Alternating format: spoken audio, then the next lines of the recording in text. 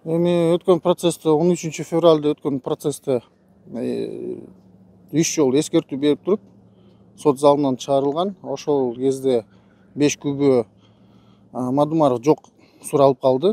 Бүгүнкү күндө биз кайрадан кайрылганбыз. Ошол күбөлөрдү кайрадан чакырып туруп сураганга сот келтирген өтүнүчтү жарым-жартылай канааттандырды. Анын ичинен 2 гана күбөнү суракка уруксат берди. Андан тышкары мен өтүнүч келтиргем. Себеби YouTube каналында акыркы кабарлар Санжира Калматай деген видео жарыяланган. Анда журналист Бекен Назаралиев, экс-президент Курманбек Салиевич Бакиев менен маек курган.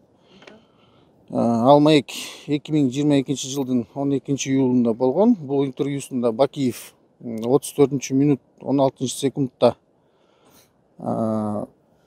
журналисттик Кыргыз Республикасы менен Тажикстан Республикасынын ортосундагы чек ара маселелери боюнча суроосуна жооп берген.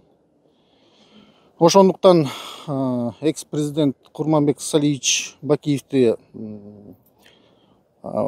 Мадумаровго карата козголгон иши боюнча жагдайларын кабарлап айтып бергенге дистанциялык түрүндө катышуусунда конференция байланыш менен Белоруссия Республикасындагы жогорку сотунан суралсың деп туруп өтүнүч келтиргенбиз. Бирок тилекке каршы бул эң негизги күбө. Ал өтүнүч канааттандырылган жок. Бүгүн Бекназаровдо бул катары суралып. Ооба, суралды.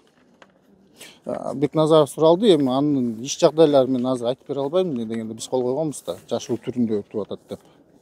Кийин балким учур келеттир.